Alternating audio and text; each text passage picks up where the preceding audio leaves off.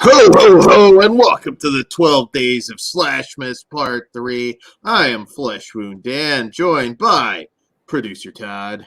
Good evening. And feeling extra jolly tonight, Bah Humpugs. Namaste. Bah humbug. And also, Mike Kruger. Ho, ho, ho, bitch. So tonight, before we get into tonight, Kruger, please be so kind to tell the good people how this whole thing works. So what we do for our 12 Days of Slashmas special is we rate and review a Christmas-themed horror film, and then towards the end of the show, we add that movie to a list compiled from our previous episodes and vote to eliminate one of those four films, leaving us with our top three Christmas horror films, aka our three final girls. And once we get to the 12th day of Slashmas, we will pick one of those final girls as our tournament champion. So with that being said, Todd, why don't you give us our Slashmas statistics and tell us what's up for contention tonight? Thanks, Kruger. Okay, so our three final girls are Elves, Puka, Red Christmas. Come on, do the jingle, Todd, when you put Puka out there. And That's racist. and already eliminated ATM. Boo! Oh, Fuck shit. you guys. Up for contention tonight is 13 Slays until Xmas. Dan, why don't you tell us about it? All right, so 13 Slays Till Xmas, directed by a bunch of different people. And this, on December 24th, 5 seemingly random men are invited to a dive bar by a mysterious email. They decide to pass the time by resurrecting the old tradition of telling scary stories on Christmas Eve. All right, so this is a series of 13 stories, including a wraparound segment, and we haven't covered an anthology horror flick in a little bit. So, Kruger, what did you think of the 13 Slays Till Xmas? Was this a first watch? This is a 2020 film, so it's fairly recent. Yeah, this was a first time watch, and this came from Scream Team releasing, right? Yep. Yes. Yeah. So I am a fan of some of their anthologies. So once I knew it was coming from them, I was actually pretty excited. First thing that popped me was the television cast in the beginning and them just naming off various Christmas themed horror movies at the end of the news bulletin thing. That was really, really cool. And the wraparound I actually thought was one of the best segments in the thing. It just had a bunch of characters with funny banter going back and forth, and then it just goes totally batshit when it closes the whole anthology. There is some poor acting and line delivery in some of the segments, especially that first one. But honestly, outside of that first segment, that was really the only one I hated. I thought everything else was pretty decent.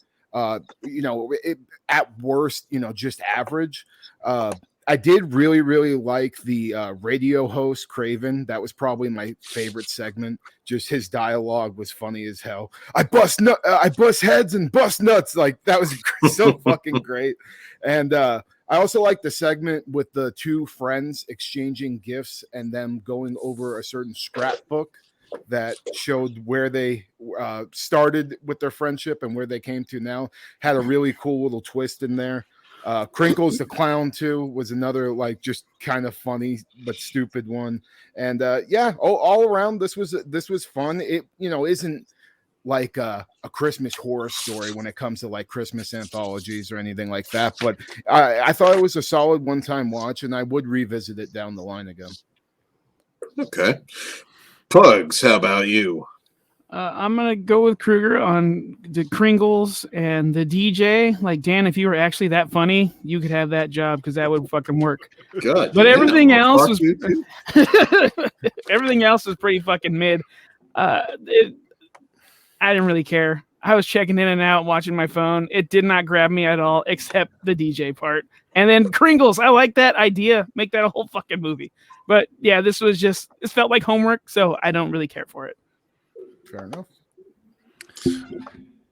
I don't know if one of us I don't know if you got the line right or he says it more than once, but I wrote down the I bust ass and I bust nuts. Oh, yeah, maybe I got it wrong. Because that makes it even worse. Yeah. I was like, Well, bust ass actually probably makes sense because he did tell one of the callers he wants to eat that butt. So Yes. That was probably that segment. That's what most of my notes are from. now I know Damn it, why Kruger. you connected it to Dan. Oh, and then the other one, that girlfriend was a bitch. Sorry. Dan, where do you lie? So I'm a big fan of anthologies. I've talked about that a lot. I think, particularly when you're making an indie film, you get more than one shot at it. So more often than not, there is something to like, and there is here. I didn't love it. There was a lot of meh, to be honest, in this anthology. There were times where I wish they could have taken the few good ones and maybe expanded on them a bit and just focused on those, because I'd say the first three were all kind of throwaways, and that's a long time to kind of sit when you're not entirely engaged with what's going on. That's Yeah, It really kept me interested, to be honest, in some of this the story. wraparound. Yeah. The suicide story number 4. I thought I did enjoy that. I thought the text at the end, the Oh my text at God. the end, I thought was fuck. I got it on delay. God damn, Bugs. You're a fan too. What? I love that know. guy, but he checked himself out.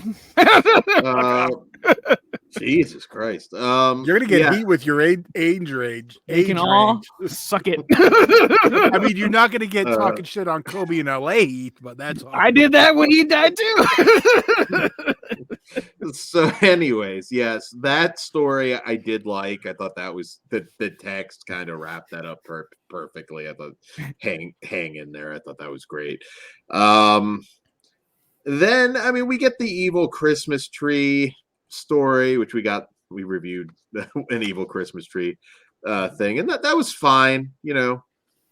But then like 7, the Kringles story, I thought that was a throwaway. There's It's a more, throwaway, but cool concept. Good idea, yeah. yeah. There's a lot. I mean, there were a few, like there's a lot of bad acting, a lot of like obviously friends that were cast. The letter to Santa segment, I still kind of laughed at it, but the acting, those kids did their best, but yeah, not professional actors, and it showed.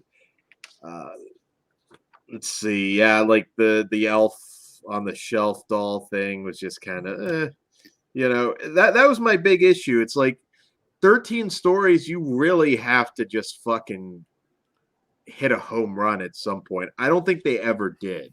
There were a few stories I liked.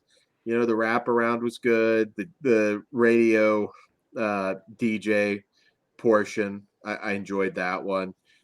But it's a lot of running time with these 13 stories, and I was doing, like I said, if I was just watching it for pleasure and not reviewing it, I might have zoned out for sure on this. It just takes too long to get there.